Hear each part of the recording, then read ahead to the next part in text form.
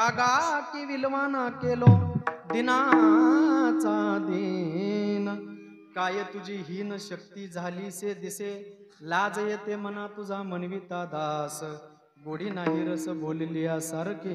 प्रस्तुत प्राप्त प्रसंगी प्राप्त स्थळी कीर्तन रूपी सेवेकरिता निवडलेला अभंग जगद्गुरु जगदवंदनीय संत सरित श्री तुकोबारायांचा असून जगद्गुरु तुकोबाराय या अभंगातून भगवान परमात्मा पांडुरंगा बरोबर भांडण करतात. विठ्ठल विठ्ठल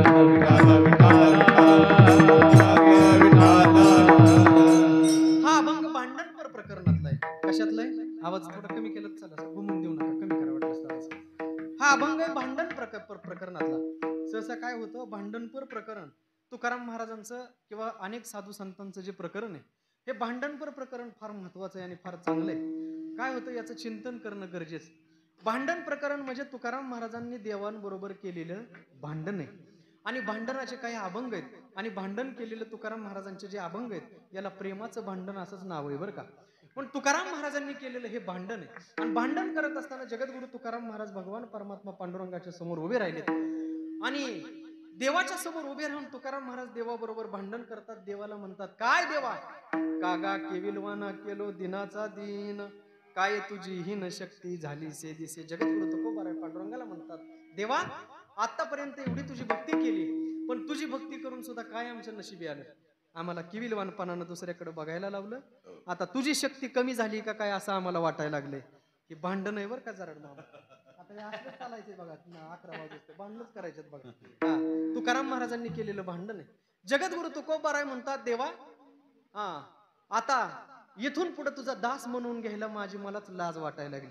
लाज येते मना तुझा मनविता दास, गोडी नाही रस बोलली सारखी. मागे साधू संतांनी जे सांगितलं त्याच्यामध्ये तुझं जेवढं वर्णन केलंय आणि ते वर्णन आता कुठं खोटं वाटायला लागलंय की काय बाबा.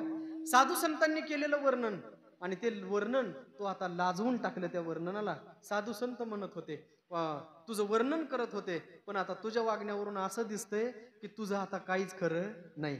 लाजविली मागे संतांची ही उत्तरे, कळो येते खरे तुझे एकावरुणी.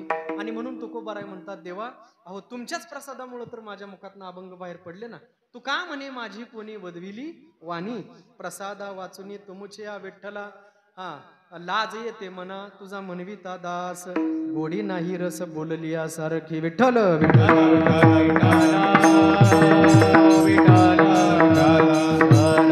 चला, असा अभंगाचा सरळ अर्थ आहे. सेवेला सुरुवात करण्याच्या पूर्वी थोडासा परिहार. आपल्या या खेड गावामध्ये सुरू असणारा अखंड हरिनाम सप्ताह भगवान परमात्म्याचे निसीम भक्त हनुमंतराय यांच्या मंदिरामध्ये सालाबाद प्रमाणे सुंदर असं या ठिकाणी आपण कार्यक्रमाचं नियोजन केलेलं आहे. सर्व भजनी मंडळांना खूप खूप धन्यवाद देतो बरं का. आपल्या पंचक्रोशीतली भजनी मंडळी, मृदुंगाचार्य, पेटी मास्तर, गायनाचार्य मंडळी, टाळकरी मंडळी, विनेकरी मंडळी, चोपदार मंडळी, तुम्ही श्रोते मंडळी, ग्रामस्थ मंडळी, भजनी मंडळी, काकडा करणारी मंडळी, गाता भजन करणारी मंडळी, प्रवचन करणारी मंडळी, कीर्तनकार मंडळी, जरड मामा कोण राहिले नाही, सगळ्यांच्या पायी नतमस्तक होतो आणि सेवेला सुरुवात करतो. विठ्ठल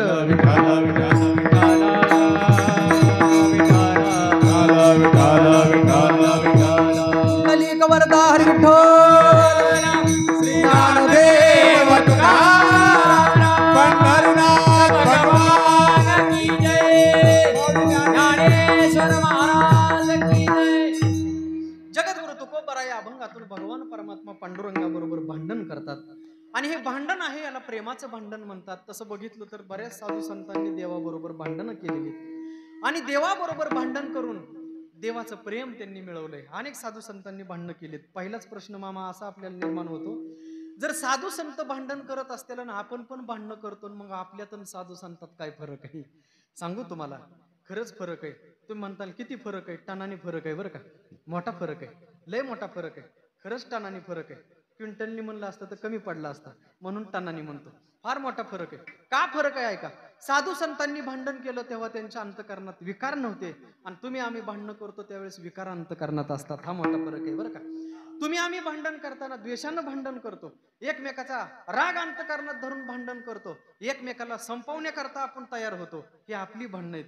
पण साधू संतांनी का भांडण केलं असं विचारल्यानंतर त्याचं उत्तर एकच आहे. आम्ही देवाबरोबर भांडण केलं कशा करता? देवाचं प्रेम मिळवण्याकरता. विठ्ठल विठ्ठल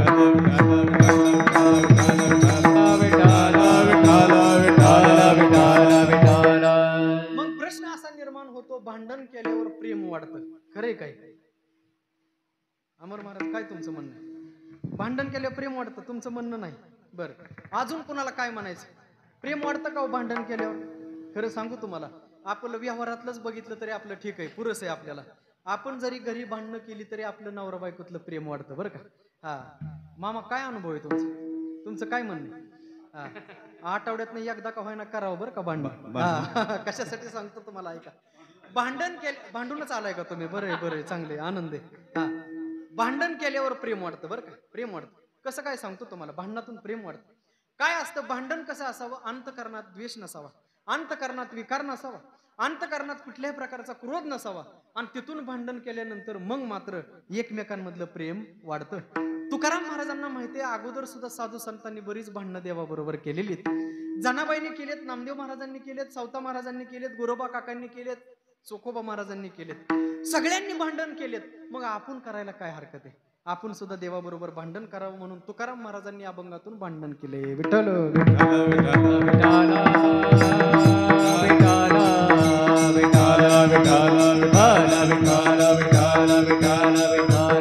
मग ऐका, तुकाराम महाराजांना विचारलं, महाराज तुम्ही भांडण करताय, आम्हाला कळालं, भांडण केल्यानंतर प्रेम वाढतं, हेही आम्हाला समजलं, सगळं आम्हाला लक्षात आलं, पण आम्हाला ते काय जरा जुळलं नाही. आम्हाला जरा डीप मध्ये व्यवस्थित सांगा, तुम्ही भांडण कशामुळे करता? प्रेम वाढतं, बरोबर आहे, देवाचं प्रेम मिळवलं पाहिजे, कारण देव प्रेम देतो. प्रेम हे देवाचे देणे, देह भाव जाये जेणे. प्रेम देणारा देवच आहे. प्रेम देतो फक्त देव देतो बरं का. संसारातली माणसं प्रेम देतात ते काही जास्त काळ टिकत नाही. संसारात माणसाने दिलेलं प्रेम जास्त काळ टिकतच नाही हो. आता आपल्याला गोड बोलणारी माणसं, घरातली माणसं म्हातारपणी म्हणतात मिळालेलं म्हातार बरं आहे ना. बाईल म्हणे खरं मरता तरी बरे, नासिले हे घर तुमकोनिया. बायको आपल्याला नवीन लग्न झाल्यानंतर नीट बोलते, पण तुम्हाला सांगतो म्हातारपणी बायको सुद्धा म्हणते बरं का, थिरड कवा जातंय काय नो. तिला म्हणलं काय झालं, म्हणली लिकीकडे जाता येईना, कुठं कुठं कुणाकडेच पाहुण्या रावळ्याकडे जाता येईना. ही अवस्था आहे म्हातारपणातली बरं का. पण हे प्रेम कायमचं टिकणारं नाही, कायमचं टिकणारं प्रेम देतो तो फक्त भगवंत आहे. आणि म्हणून ते प्रेम मिळवण्याकरता देवाबरोबर भांडण केलं पाहिजे. तुकोबार आहे, तुम्ही म्हणताय आम्हाला पटलं बरं का, भांडण केलं पाहिजे, आम्हाला पटलं, पण आम्हाला व्यवस्थित सांगा, डीप मध्ये सांगा, तुम्ही कशामुळे भांडण करता? तुकाराम महाराज म्हणतात त्याचं एक कारण आहे भांडण करण्याचं. काय कारण आहे ऐका. असं आहे बघा, तुकाराम महाराजांचं म्हणणं असं आहे की एवढी मी देवाची भक्ती करतोय, एवढं मी देवा करता काय काय करतोय, पण तरी सुद्धा देव माझा उद्धार करीत नाही, माझ्या जीवनामध्ये अनुभव येत नाही. तुकाराम महाराजांच्या अगोदरची स्थिती बरं का, परमार्थ करत असताना सुरुवातीची स्थिती. तुकोबाराय म्हणतात देवाचा मला अनुभव येत नाही, देवानं माझ्याकडून इतकं काय करून घेतलं पण तरी सुद्धा देव दर्शन देत नाही. हा भगवंत माझा उद्धार करत नाही, आणि म्हणून हा माझा उद्धार करत नाही, म्हणून मी याच्या बरोबर भांडण करतोय. एवढं मी याच्याकरता काय केलं नाही हो, फार काय काय केलं, पण तरी सुद्धा देव माझा उद्धार करीत नाही. तुकाराम महाराजांना विचारलं, सगळं तुमचं बरोबर आहे, सगळं तुमचं बरोबर आहे, पण देवानं तुमच्या काय असं तुमच्या जीवनात असं काय केलंय? तुकोबाराय म्हणले, हे बघा झाला प्रसंग असा. तुकोबाराय म्हटले, माझ्या स्वप्नामध्ये एकदा पांडुरंग परमात्मा आले. कुठं आले? स्वप्नात आले. बरं एकटे आले नाहीत, नामदेव रायांना घेऊन आले. कुणाला घेऊन? नामदेव रायांना. भगवान परमात्म्याला तुकाराम महाराजांकडून फार मोठं काम करून घ्यायचं होतं. तुकोबाराय म्हणतात, बघा माझ्याकडून कसं यांनी काम करून घेतलं, माझ्याकडून काम करून घेतलं, पण माझं काम मात्र हे करत नाहीत, म्हणून मी भांडणं करतोय. तुकोबारायांना विचारलं काय झालं? तुकाराम महाराज म्हणले, पांडुरंग परमात्मा माझ्या स्वप्नात आले. बरं एकटे आले नाहीत, तर नामदेव महाराजांना बरोबर घेऊन आले. कारण तुकाराम महाराजांना भगवान परमात्म्याला माहिती होतं, एकटं गेल्यानंतर आपलं काम होणार नाही, मोठ्या माणसाला बरोबर नेलं पाहिजे. म्हणून वर्गणी गोळा करताना सुद्धा मोठी माणसं बरोबर नेली पाहिजेत बरं का, त्याशिवाय वर्गणी सुद्धा गोळा होत नाही. हे ह्याच्यातलंय महाराज व्यवहारातलं, हे तसंच आहे, हे परमार्थातलं तसंच आहे. तू नामदेव रायांना वाटलं, तुकाराम महाराजांना भगवान परमात्म्याला वाटलं एकटं जाऊन जमणार नाही, नामदेव रायांना घेऊन गेलं पाहिजे, म्हणून साक्षात भगवान परमात्मा नामदेव रायांना घेऊन तुकाराम महाराजांच्या स्वप्नात गेला. नुसता गेला नाही, तुकाराम महाराजांना स्वप्नात जागं केलं.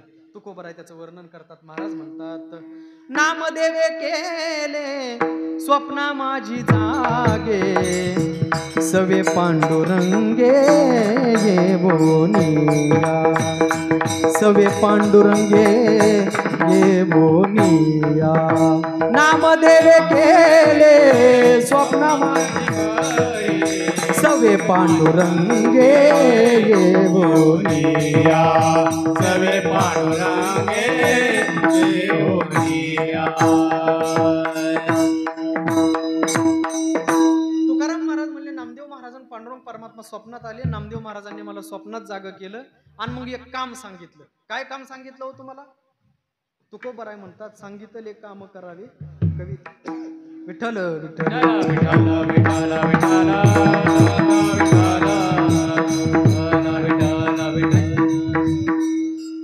तुकोबराय म्हणतात, मला एक काम सांगितलं. महाराजांना विचारलं कुठलं काम सांगितलं? म्हणले कवित्व करा हे काम सांगितलं. काय करा? अभंग असेल आता तुम्ही इथून पुढे निर्माण करा, अभंग इथून पुढे तयार करा. मग तुकाराम महाराजांनी काय केलं? नामदेवरायांनी केलेली आज्ञा आहे. असे मोठ्या माणसाची आज्ञा कधी कधी मोडायची नसते. मी तर म्हणतो कधी कधी नाही, कधीच माणसाची आज्ञा मोडू नये. मोठ्या माणसाची आज्ञा कधी मोडू नये. सेवकीय करावे सांगितले काम, तेथे होतू पण कामा नाही. नामदेवरायांनी सांगितलेलं काम आहे. मग नामदेवरायांना विचारलं, महाराज काय आज्ञा आहे तुमची तेवढं सांगा. नामदेवरायांनी सांगितलं, हे बघा तुकाराम महाराज, तुम्हाला तर सगळं माहितीच आहे. तुमचा अवतार आणि माझा अवतार काय वेगळा नाही. तुम्हीच म्हणजे मी आणि तुम्ही काय वेगळे नाही. आपण सगळे दोघं एकच आहेत, एकच आहेत आपण दोघे. मग ऐका, माझं एक काम तुम्हाला करावं लागेल. काय काम करावं लागेल? पांडुरंग परमात्म्यानं सांगितलं काय काम करायचं. ऐका, म्हणले नामदेवरायांनी काय केलं? प्रतिज्ञा केली. म्हणले कुठली प्रतिज्ञा केली? म्हणले 100 कोटी अभंग करेल. किती? 100 कोटी. नामदेवरायांनी प्रतिज्ञा केल्यानंतर भगवान परमात्मा प्रगट झाले. भगवंत म्हणले, नामदेवा काय प्रतिज्ञा केलीस? 100 कोटी अभंग.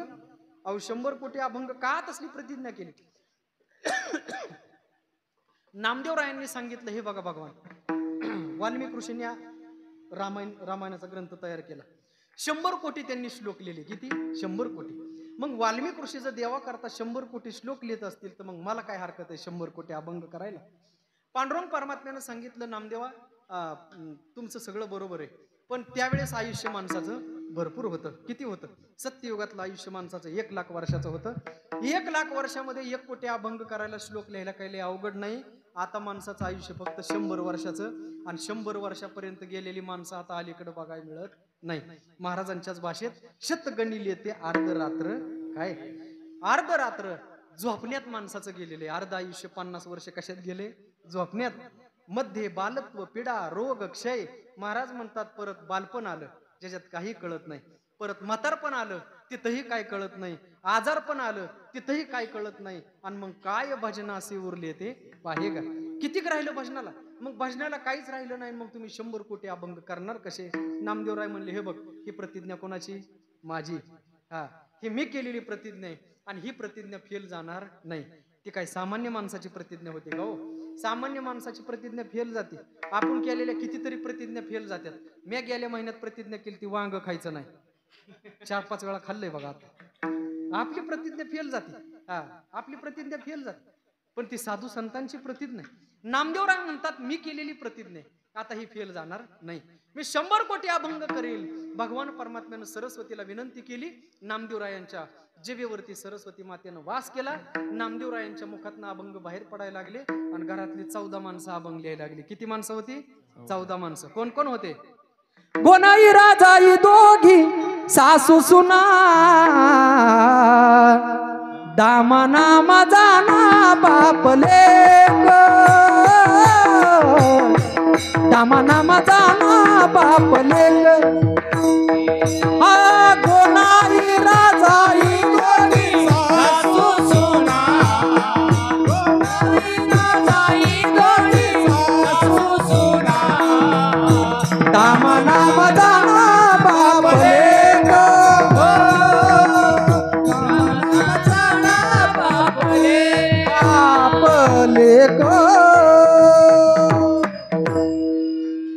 नामदेवरायांच्या घरात 14 माणसं होती. किती माणसं होती? 14. का त्यांचा उच्चार करायचा? तर पुण्यवंत व्हावे घेता सज्जनांची नावे. कोण कोण होते नामदेवरायांच्या घरात? गोनाई राजाई दोघी सासू सुना. सासू सुना होत्या दोघी जणी. आणि नामदेवराय आणि त्यांचे वडील किती जण झाले? 4 जण. मोजा बरं का, 4 जण.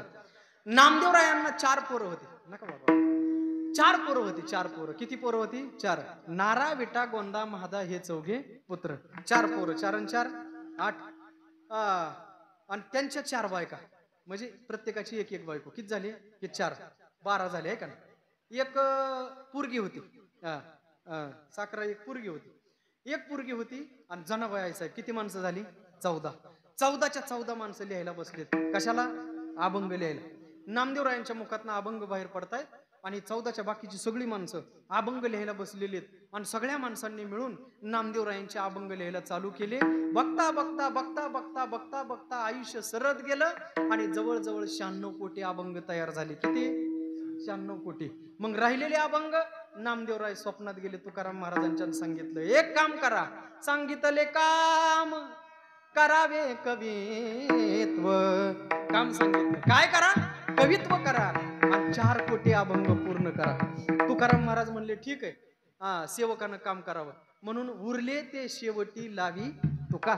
तुकाराम महाराजांनी 4 कोटी अभंग केले. किती? 4 कोटी. आता आपल्याकडे फक्त 4092 आहे. आणि असं झालंय की आपण ती पण वाचत नाही. ही परिस्थिती आपली. 4092 शिल्लक राहिलेत. तुकाराम महाराजांचे अभंग 4 कोटी आहेत बरं का. एवढे अभंग वाताहात झाले. थोडस आपल्याला मिळालंय महाराज, पण ते पण आपण वाचित नाही. गाथा वाचित नाही. का वाचित नाही? आपला माथाच जाग्यावर नाही. गाथा वाचणार कसं आपण महाराज? गाथा वाचला पाहिजे. आणि म्हणून तुकाराम महाराजांनी सांगितलं, तुमचं काम मी पूर्ण करतो. तुकाराम महाराज ते काम पूर्ण करायला लागले. पण हे सगळं करत असताना तुकोबाराय म्हणतात, मी त्यांचं काम ऐकले, पण माझं ते ऐकतात का काम? असंही बघा, 2 मित्र जर असले, एक जणच त्यातलं काम ऐकत असलं आणि दुसरा जर ऐकत नसला तर दोघांची मैत्री तुटते बरं का. कारण दोघांनी एकमेकांचं ऐकलं पाहिजे. तसंय तुकाराम महाराज म्हणतात, मी त्यांचं ऐकलं का नाही, अभंग पूर्ण करतोय, पण माझं ते ऐकत नाहीत. तुकाराम महाराजांना विचारलं, तुमचं काय ऐकायचं होतं? तुकोबाराय म्हणले, मला अजून परमात्म्याचा अनुभव येईना. लोकांना सांगतोय मी परमात्मा असाय, परमात्मा तसाय, पण मलाच अनुभव येईना. तुकाराम महाराजांची प्रमाण आहेत बरं का. पूर्व काळातले प्रमाण आहेत. तुकोबाराय स्वतः म्हणतात, वदेवानी परी दुर्लभ अनुभव, चालीचा चिवा हो बहुतेक, आम्ही ऐसे कैसे राहावे निश्चळ, पाठी लागा काळ जिंकित असे. तुकोबाराय म्हणतात, मी बोलतोय पण अनुभव मात्र देवाचा येईना. काय करावं? देव मला प्रसन्न होईना, देव माझ्यावर कृपा करेना, देव माझा उद्धार करेना. देवा, तू माझा का उद्धार करीत नाही? अरे मी एवढे अभंग निर्माण केले. हे अभंग मी नाही निर्माण केले. कुणी निर्माण केले अभंग? पांडुरंग परमात्म्याने. तुकाराम महाराजांचं म्हणणं असे. महाराज म्हणतात, तुकोबाराय म्हणतात की साळुंकी मंजुळ बोलत असे वाणी, शिकविता धनी वेगळाची. शिकवणारा धनी कोण आहे? तो वेगळाय. कोण आहे धनी? जगद्गुरु तुकोबाराय म्हणतात, देवा, हे सगळं जे माझ्या मुखातून बाहेर पडलं, हे मी नाही केलं, तर सगळं करणारा तूच आहे. जगद्गुरु तुकोबाराय देवाला म्हणतात, देवा, काय जरी झालं तर अगोदर कोण आहे? अगोदर तुम्हीच. अगोदर आम्ही तुम्हाला पुढं करतो, अगोदर आम्ही तुमचं भजन करतो, मग बाकीचं काय असेल ते करतो. आणि म्हणून तो फॅन बंद करता का? नाही तर त्याचं तोंड असं इकडे तिकडे फिरवा, तोंडात वारं जाते त्याचं. विठ्ठल विठ्ठल विठ्ठल विठ्ठल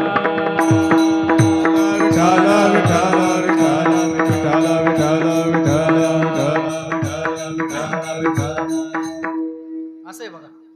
तुकोबाराय म्हणतात, काही जरी झालं तरी अगोदर देवा तुम्ही आणि नंतर मग परत आम्ही येतो.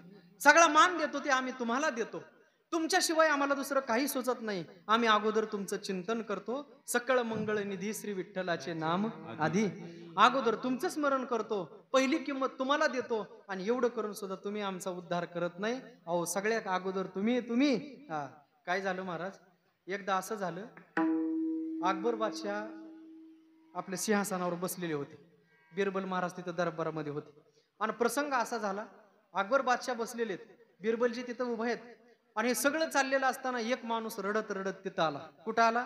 अकबर बादशाहकडे रडत आला. आणि रडत आलेला माणूस बघितला ना, अकबर बादशाहने विचारलं, कशासाठी रडतो? काय झालं सांग. रडू नको, माझ्या राज्यातला माणूस रडलेला मला आवडत नाही. काय झालं तेवढं सांग. त्यानं सांगितलं. काय सांगायचंय म्हणला, माझ्या लेकीला लय ताप आहे. काय झालं तुझ्या लेकीला? म्हणले, माझी लेकी तर शेजारच्या गावात दिली, काय मालक नीट सांभाळत नाही, दारू पिऊन येतो, इतका बदाडतो, इतका हाणतो, आणि मग वैतागून ती आता काय नांदत नाही, तिला मी इकडे आणले. काय करा तेवढं माझ्या जावायला समजून सांगा. हे अकबर बादशाहने ऐकलं, राग आला महाराज बादशाहला. राग आला आणि रागाच्या भरामध्ये अकबर बादशाहनं फरमान काढलं, म्हणला जेवढे जेवढे जावं आपल्या गावातले सगळे बोलवून घ्या. बिरबलाने विचारलं काय करायचं?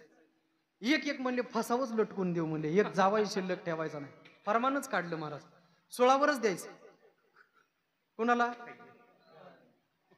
जावाईच म्हणले शिल्लक ठेवायचा नाही, फरमानच काढलं. मग सगळ्या जावयांना पत्र तार पाठवली आणि बघता बघता जावयाचा घोळका, जत्राच भरली जावयाची एकाच गावात. अकबर बादशाह बसलेले, समोरच सगळं जावई उभा राहील. काय झालं महाराज? काय नाही. बिरबलाला सांगितलं पटदिशी सूळ तयार करा. किती जावईत मोजा. जावयांची संख्या भरली 1760. एवढे जावई, एवढे सूळ तयार केले. सूळ माहिती ना तुम्हाला? सूळ, सूळ याचा अर्थ असा, पूर्वीच्या काळी सुळावरची शिक्षा द्यायची बरं का माणसं. एखाद्या माणसाने चूक केली की त्याला सुळावर द्यायची. मग सूळ असा असा शंकू आकाराचा केलेला असायचा, सूळ टोकदार असायचा, आणि त्याच्यावरती ज्या माणसाला शिक्षा करायची त्याच्यावर जाऊन त्याला बसवायचा. हळूहळू तो सूळ त्याच्या अंगात शिरायचा आणि हळूहळू मनुष्य मरण पावायचा, मरायचा. त्याला म्हणायचं सुळाची शिक्षा. सगळे जावई टराकले महाराज, घाबरले. आणि मग सगळे जावई घाबरले. मग बिरबलाला सांगितलं लगेचच्या लगेच सूळ तयार करा. 1760 सूळ तयार केले आणि 1761 वा एक सूळ तयार केला. तो होता सोन्याचा. सोन्याचा सूळ एक तयार केला. एवढे सूळ तयार केले आणि मग बादशाहनं सांगितलं बिरबल हो गया क्या? सूल तयार हो गए म्हणले. सगळं तयार झाले, बघायचं म्हणले आपण. आणि मग बिरबल अकबर बादशाह सूळ बघायला गेले, किती केलेले बघायला गेले. आणि सगळे सूळ तिथं बघितले, लांबपर्यंत सूळ बघितले आणि त्याच्यातला एक सोन्याचा सूळ बघितले. त्यांनी विचारलं, म्हणले बिरबल हे क्या आहे? बिरबल म्हणला हे क्या आहे माहित नाही का? 80,000 रुपये भाव झालाय की तोळ्याचा. हा, सोन्याचा आहे हो. सोन्याचा? हे किस लिए बनवाय आहे? कशासाठी बनवलाय? बिरबल म्हणले असं आहे बघा, हे एक स्पेशल माणसासाठी बनवलाय म्हणले. स्पेशल माणसासाठी? कुणासाठी बनवलाय? बिरबलने सांगितलं बादशाह साहेब तुम्ही सुद्धा कुणाचे तरी, आणि पहिल्यांदा तुम्हाला सुळाव द्यायचं मग बाकीच्यांना द्यायचं. मागच सरलं. अगोदर तुम्ही आणि मग बाकीचे जावई. अगोदर कोण? तुम्ही. तुकोबाराय म्हणतात देवा अगोदर आमच्या करता तुम्ही येत बरं का. आधी तुम्ही येत, अगोदर तुमचं नामस्मरण आहे आणि मग आम्ही बाकीचा उद्योग करतो. पण सुरुवातीला कोण आहे? तुम्ही. सकळ मंगळ निधी है ना, श्री विठ्ठलाचे नाम आधी. अगोदर तुमचं नामस्मरण करतोय. एवढं जीवनामध्ये आम्ही करत असताना तुम्ही मात्र आम्हाला दर्शन देत नाही. आम्हाला का लोकांच्या तोंडाकडे किविलवानपणानं बघायला लावता? कशा करता बघायला लावता? पहिल्याच्या दिनाचा दिन, दिनाचा दिन, कागा के विलवाना केलो दिनाचा दिन, कागा के विलवाना केलो दिनाचा दिन, कागा के विलवाना केलो दिनाचा दिन, कागा के विलवाना केलो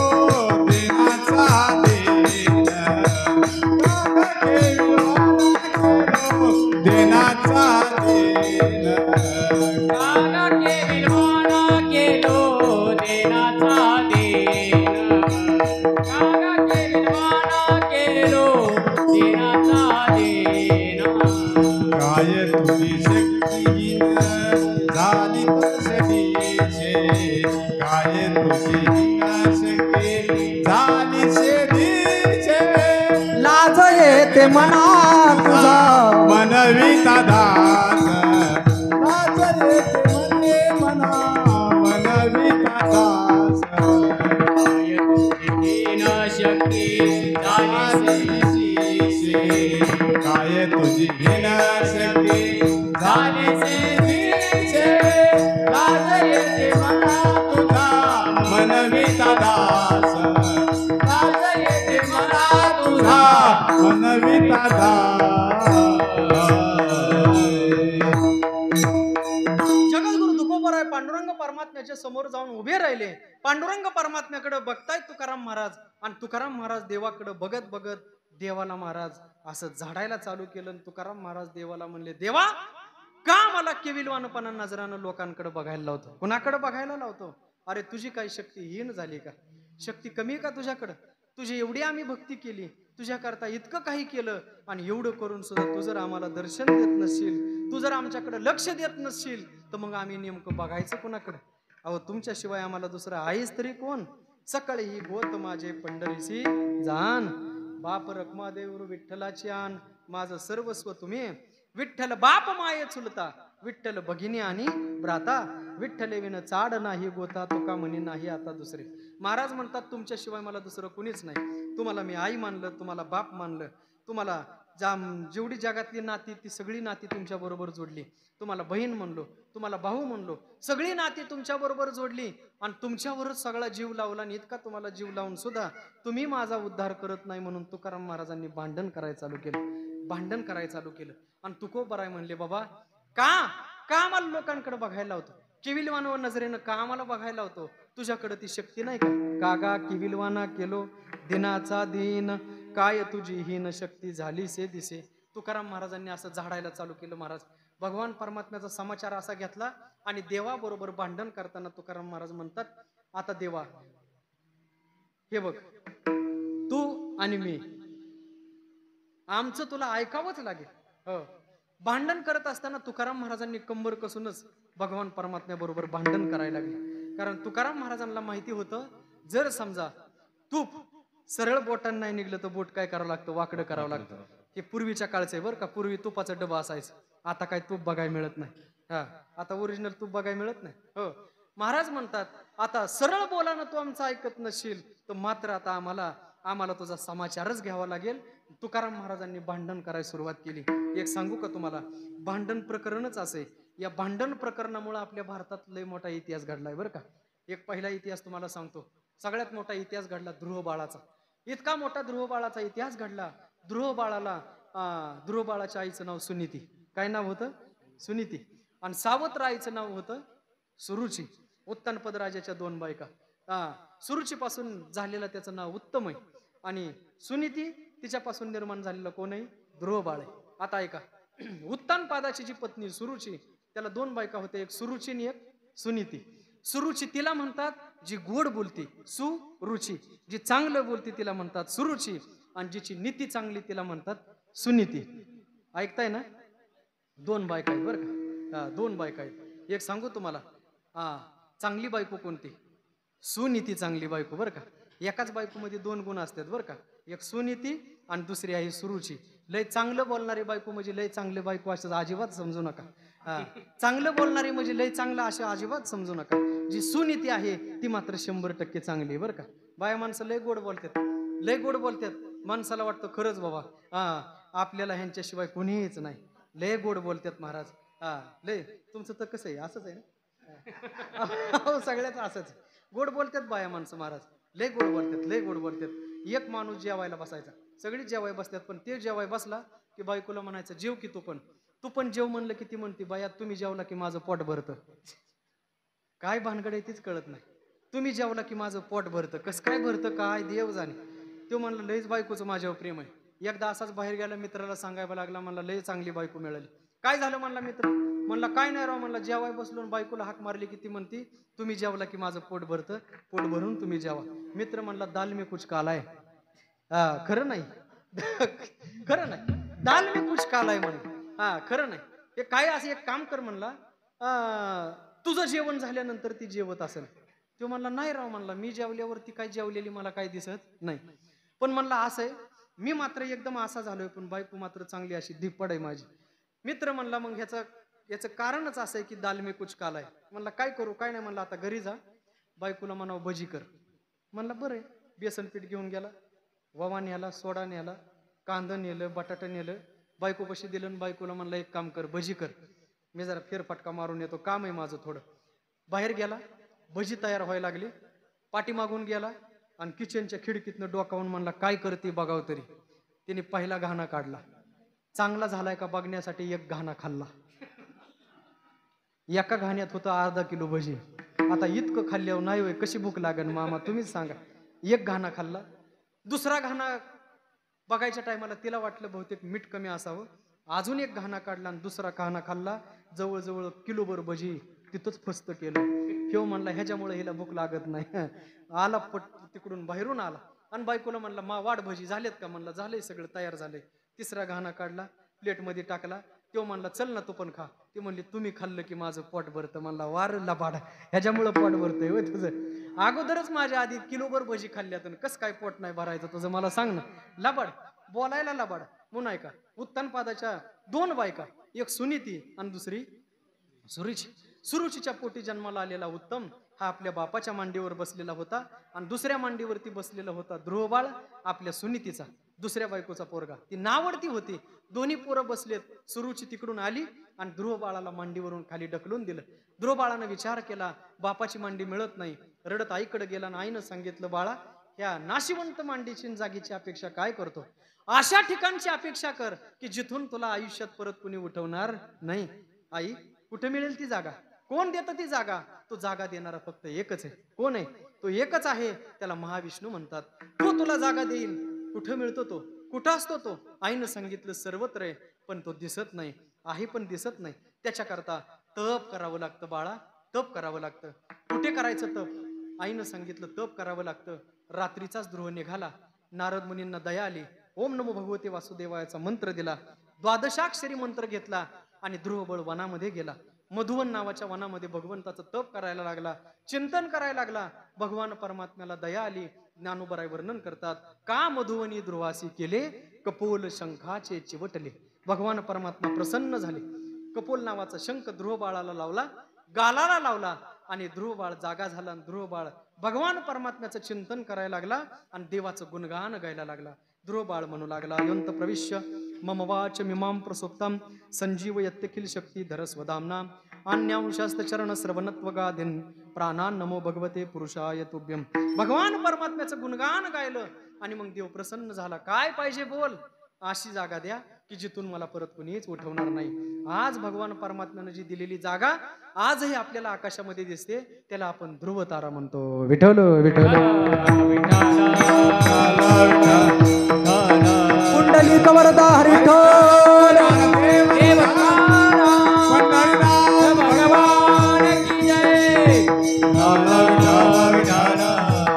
म्हणून आपल्या भारतामध्ये एक इतिहास घडला. भांडण झालं आणि आईच्या भांडणामधून बाहेर पडलेला ध्रुवबाळ देवाची प्राप्ती करून घेतली. ऐका, दुसरे एक भांडण घडलं आणि त्या भांडणातनं लय मोठा इतिहास घडला महाराज.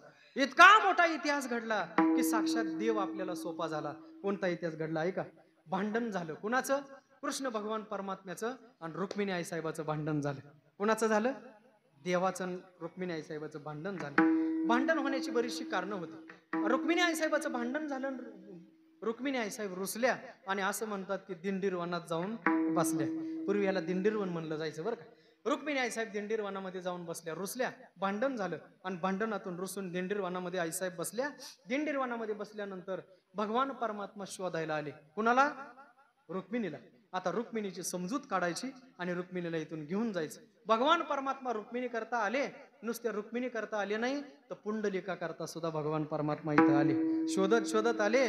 कुठून आले? महाराज म्हणतात, पुंडलिकाच्या भावार्था गोकुळे होणे झाला येता गोकुळे होणे.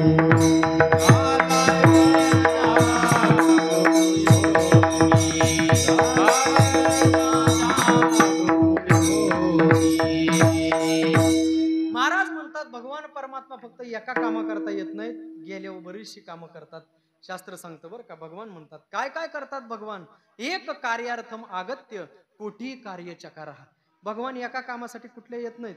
आल्या आल्या मग अनेक कामं करत करत करत करत आपल्या निजधामापर्यंत जातात. सगळी कामं करत जातात. तुम्हाला सांगू का, शहाणा माणूस त्यालाच म्हणावं, एका दगडात बरीचशी पक्षी देव मारतो. म्हणजे पक्षी नाहीत मारायचे, एकदा बाहेर पडला की बरीचशी कामं करतो. सोमवारचा बाहेर पडला की बाजार बी करतो, हनुमंतरायाचं दर्शन बी करतो, अनेक सणांसंग गप्पा बी मारतो, कुणाचं लग्न असेल तर तिकडे बी जातो. सगळी कामं करतो मग घरी जातो. त्याला शहाणा माणूस म्हणतात. विठ्ठल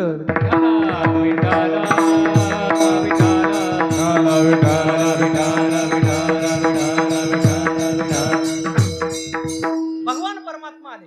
रुक्मिणी साहेबांची समजूत काढण्याकरता आले. नुसती रुक्मिणी आई साहेबा करता नाही तर भगवान आले, ते पुंडलिक राया करता सुद्धा आले. आणि ऐका, पुंडलिक रायाकरता भगवान आले आणि हा भगवान परमात्मा पूर्वीच्या काळी याला शोधायचं म्हणलं, याला जर शोधायचं म्हणलं तर भगवंत सहजासहजी सापडत नव्हता. देवाला शोधायचं म्हणलं तर पूर्वीच्या काळी माणसाला तप करावं लागायचं, तप. मग तप माणसाला 1000 वर्षाचं तप करायचं आणि तेव्हा भगवंत कुठंतरी भेटायचा. सोपा नव्हता भगवंत. पण पुंडलिक रायामुळं, रुक्मिणी आई साहेबांच्या भांडणामुळं, रुसण्यामुळं काय झालं, भगवान परमात्मा सोपा झाला. महाराज म्हणतात, आला नावा रूपा तुका म्हणे झाला सोपा, तुका म्हणे झाला सोपा, तुका म्हणे झाला सोपा. आला नावा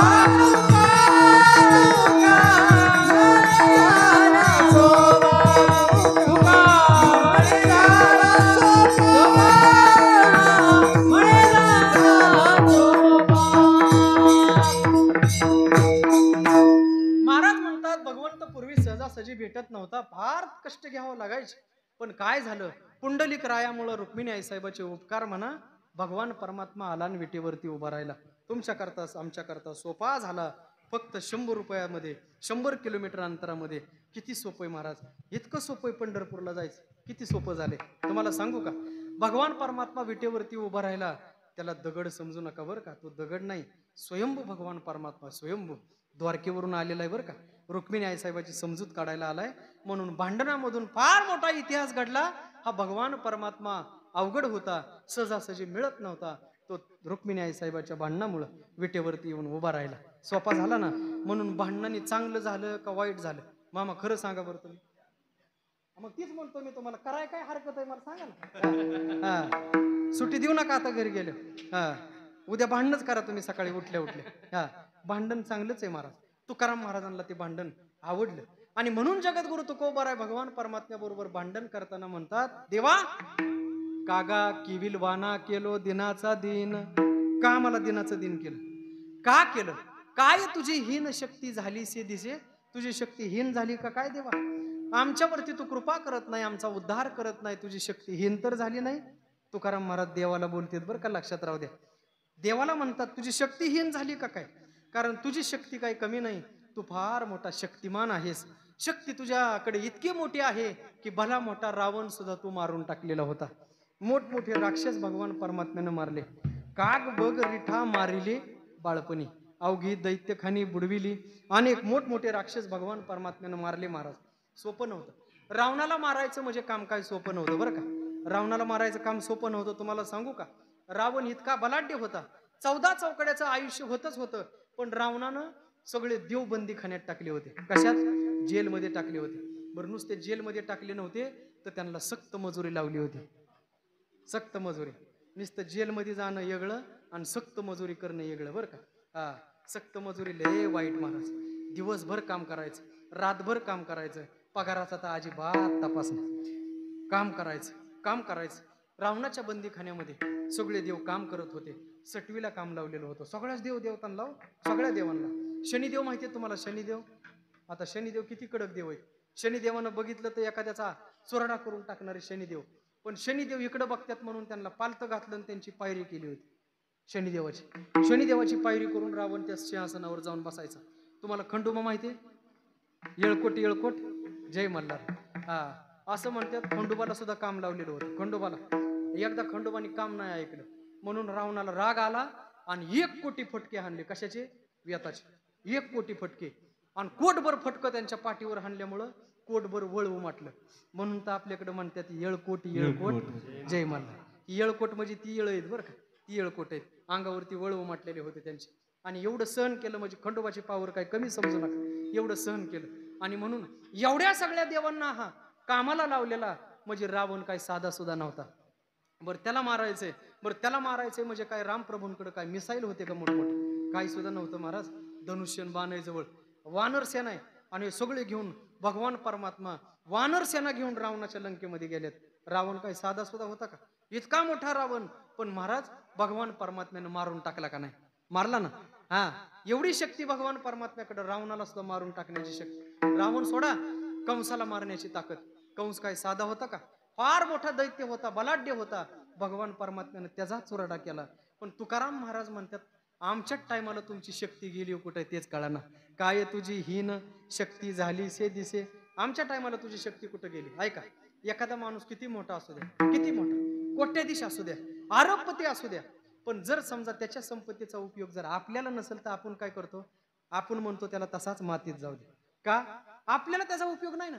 तुकाराम महाराज म्हणतात तू भला मोठा आहे, फार शक्तिमान आहे, पण तुझा मला काय उपयोग, काय उपयोग तुझा, कारण तू माझा उद्धार करीत नाही, तू मला दर्शन देत नाही, आणि आमच्याकडे तू येत नसशील तर मग तुझा तरी आम्हाला काय उपयोग.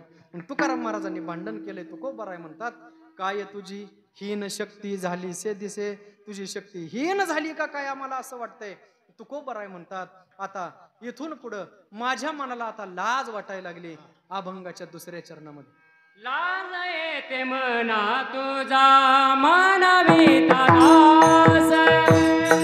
लाज येते मना तुझा मानविता दास.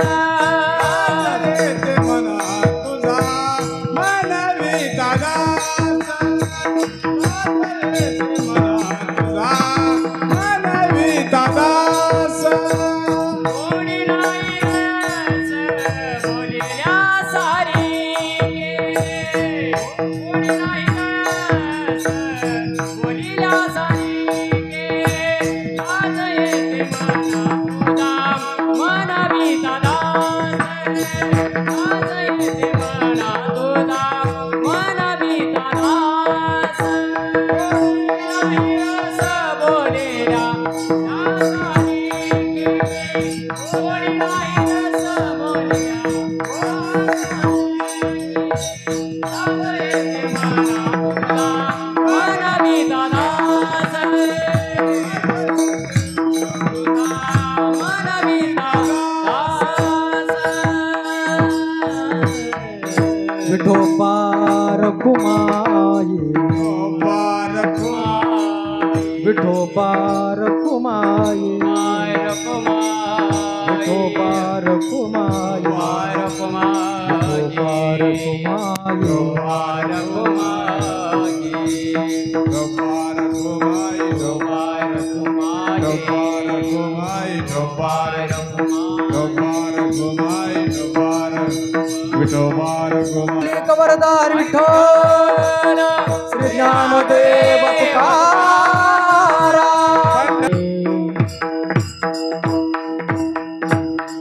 कागा किविलवाना केलो दिनाचा दिन.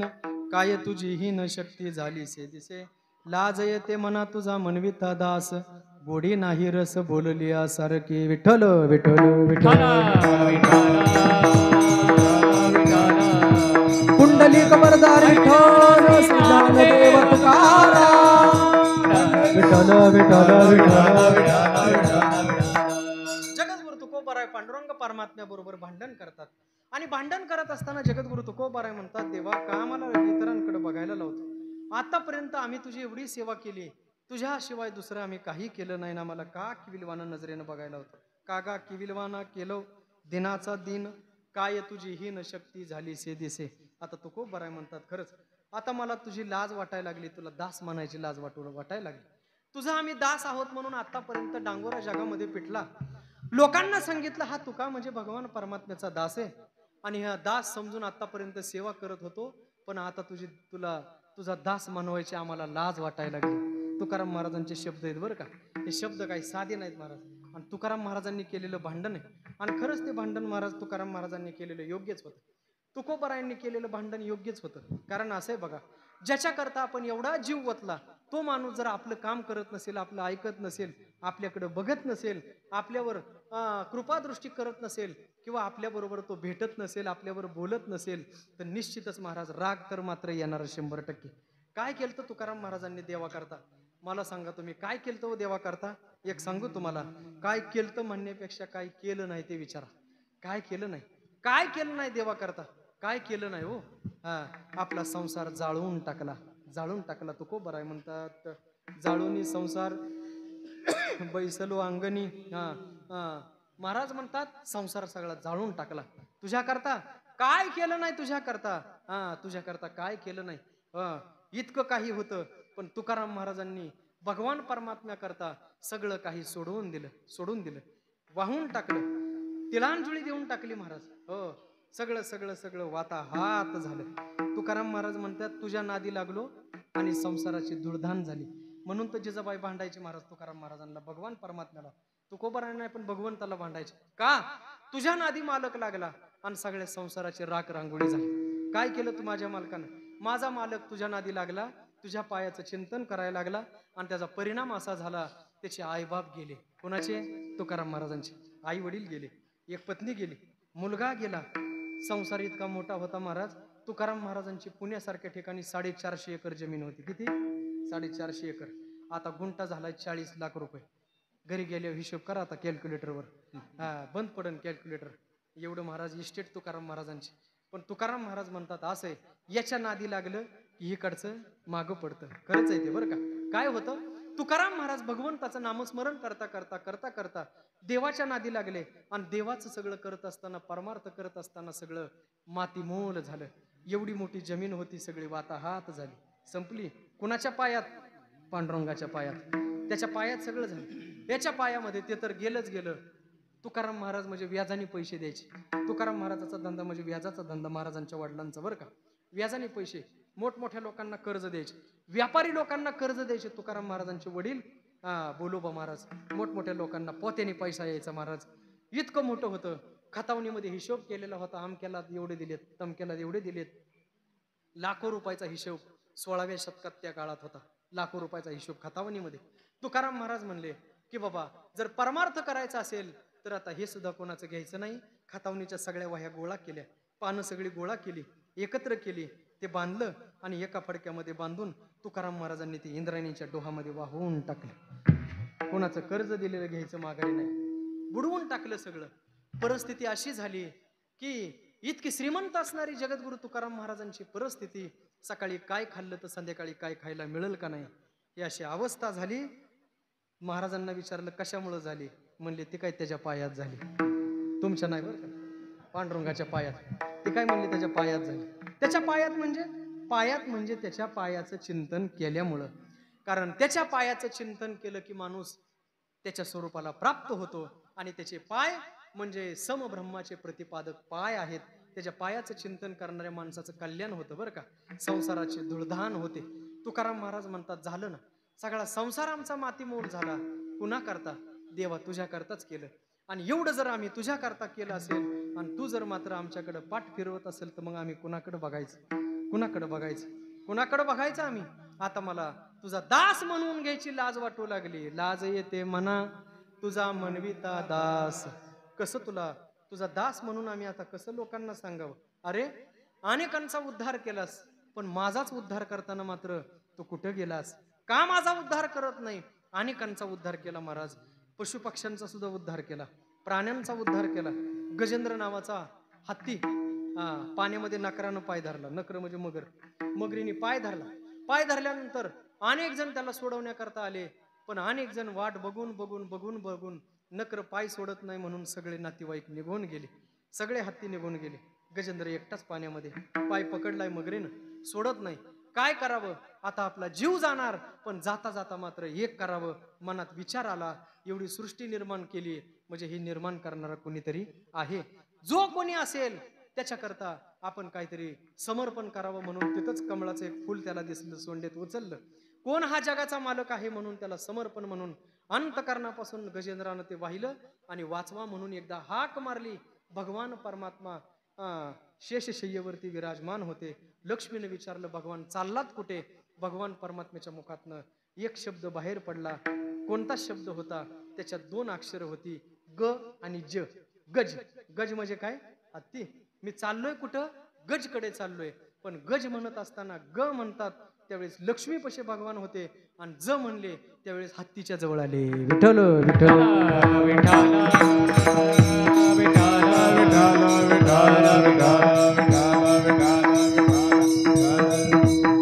भगवान परमात्मा आले. सुदर्शन चक्र सोडलं, नकराचं तोंड तोडलं आणि गजेंद्राला तिथून मोकळं केलं. गजेंद्राचा उद्धार केला आणि भगवान निघून चालले. त्यावेळेस नकरानं सांगितलं भगवान मी आतापर्यंत तुम्हाला चांगलं समजत होतो, पण तुम्ही मात्र फार क्रूर निष्ठुर निघाला. भगवंताने विचारलं काय झालं बाबा, आता तुझं कशात काय झालं? नकरानं सांगितलं, मगरीनं सांगितलं, त्याचा उद्धार केला, पण मी काय तुझं घोडं मारलेत, माझा का उद्धार करत नाही? भगवान परमात्म्यानं नकराचा सुद्धा उद्धार केला. तुकोबराय म्हणतात, तुला पशु पक्ष्यांचा उद्धार करायचं जमतं, माझ्याच टायमाला तुझी माया नेमकी गेली कुठं? आता मला तुझा दास म्हणून घ्यायची लाज वाटते, लाज येते म्हणा. तुझा मनविता दास गोडी नाही रस बोललिया सारखी. आता मला कशात गोडी वाटत नाही देवा, कारण असं झालेलं आहे आता की तू मात्र आता चव सांडलेली. हे तुकाराम महाराजांचं म्हणणं आहे बरं का. आपण काय देवाला भांडू शकत नाही, पण तुकाराम महाराजांचं म्हणणं आहे. तुकोबराय म्हणतात, देवा तू मात्र आमचं ऐकत नाही, आम्ही तुझ्याकरता काय काय केलं हे सगळं मात्र विसरलास. सगळं विसराय पाहिजे होतं, पण निदान एवढं नव्हतं विसराय पाहिजे की आम्ही तुझ्याकरता काय काय केलं. काय काय केलं? तुझ्यासाठी सोडिला संसार, सोडिले घरदार, उशीर लाविला. का आमच्या करता उशीर केला? काय आम्ही तुझं घोडं मारलेलं आहे? का आमच्यावरती उपकार करत नाही? का आमचा उद्धार करत नाही? तुकाराम महाराज देवाबरोबर भांडण करतायत. विठ्ठल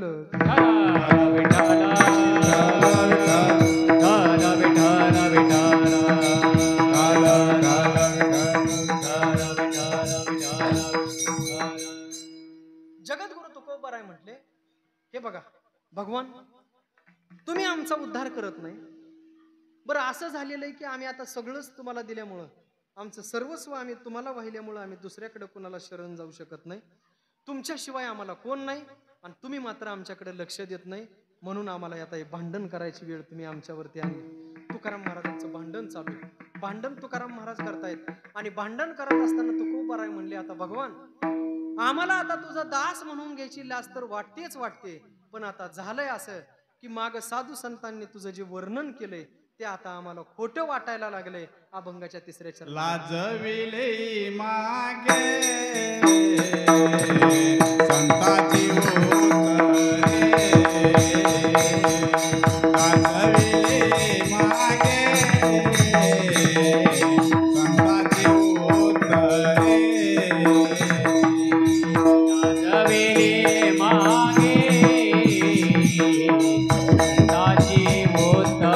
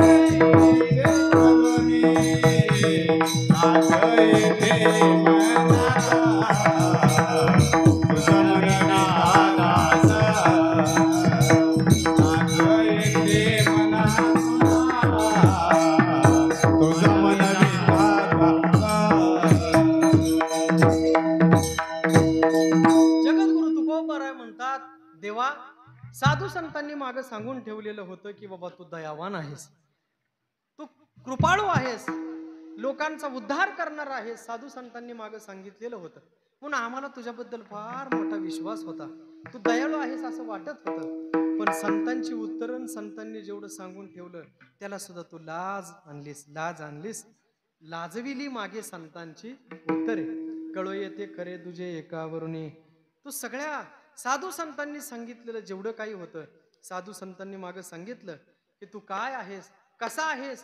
साधू संतांनी सांगितलं होतं तू कृपा करणार आहे. तुला मारण्याकरता पुतना आली, स्तनामध्ये विष भरून आली, तुला मारण्याकरता आली, पण तुझा एवढं मोठं तुझं अंतकरण आहे, इतका दयावान आहेस, दयावंत आहेस की त्या पुतणीचा सुद्धा तू उद्धार केला जी तुला मारायला आली. हे साधू संतांनी सांगितलेलं होतं. पण आता ती उत्तरं सुद्धा आता तू लाजवलीस, कारण आमचा उद्धार करत नाही. पुतणीचा उद्धार केला ते झालं मागचं द्वापार युगातलं, पण आताच बघ ना, आता कोणाचा उद्धार केला सांग ना. आमचा करत नाही, तू लोकांचा काय उद्धार करणार आहे. मग तुकाराम महाराजांनी भांडणं लावलेली होती. तुकोबारायांना विचारलं, महाराज देवाबरोबर कशा करता भांडण करायचं, का भांडण करायचं. अहो परिस्थिती माणसाची नाजूक झाली म्हणजे ते ज्याचं त्याचं प्रारब्ध आहे, जसे त्याचे प्रारब्धाचे भोग आहेत. तुमची परिस्थिती नाजूक झाली म्हणजे तुमचे प्रारब्धाचे तसे भोग आहेत. असे बघा, प्रारब्ध कुणालाही चुकत नाही. प्रारब्ध माणसाला भोगावं लागतं, भोग माणसाला भोगावेच लागतात. देवादिकांना सुद्धा भोग भोगावं लागले. देवादिकांना सांगू का तुम्हाला, भगवान शिवशंकर एकदा कैलासात बसले होते. कैलासात बसले होते आणि कैलासात बसलेले असताना एका गणानं एक निरोप घेऊन आला कैलासमध्ये भगवान परमात्मा शिवशंकर. काय निरोप असा होता की शनिदेवानं निरोप दिला होता. कोणाकडं? एक गणाकडं.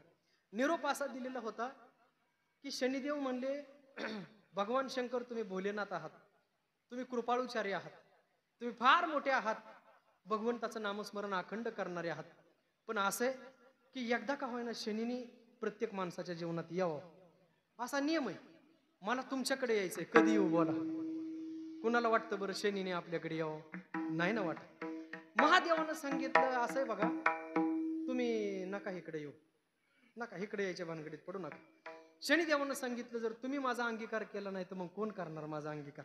तुम्ही महादेव आहात, मला तुमच्याकडे यायचंय. निदान 7 वर्ष का 7 वर्षाचं नाही, पण निदान एक दिवस तरी, दिवसभर तरी. भगवान शंकरानं सांगितलं दिवसभर नाही, पण निदान जाऊ दे, असं करा, एक प्रहर या, एक प्रहर. कधी यायचं तारीख ठरली, एक प्रहरा करता शनिदेवाने यायचं सांगितलं. म्हणले अमक्या अमक्या तारखेला एक प्रहर, पहिला प्रहर असतो ना, त्या पहिल्या प्रहरमध्ये मी तुमच्याकडे येतो. पहाटेची थंडी, त्या थंडीमध्ये आता शनिदेव येणार आहेत म्हणल्यानंतर भगवान शंकरांनी विचार केला, ही बाबा जर ज्याच्या पाठीमागं लागला त्याचं पार वजू वाटोळं झालेलं.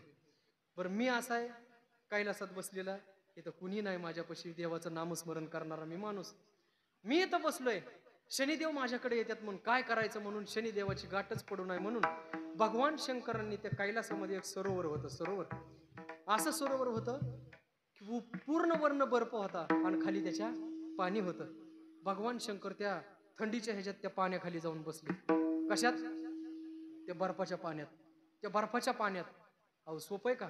थंडीच्या दिवसामध्ये पाणी जर हातावर पडलं तर हात आकडून जातो. भगवान शंकर त्या पाण्यात, त्या बर्फाच्या पाण्यात आतमध्ये जाऊन एक प्रहर पर्यंत बसले. शनिदेव तिथं कैलासात आले, बघितलं महादेवच दिसाना, इकडे तिकडे बघितलं महादेव दिसाना. महादेवानं सांगितलं होतं एक प्रहर पर्यंत. बरोबर एक प्रहर पर्यंत शनिदेव तिथं थांबले.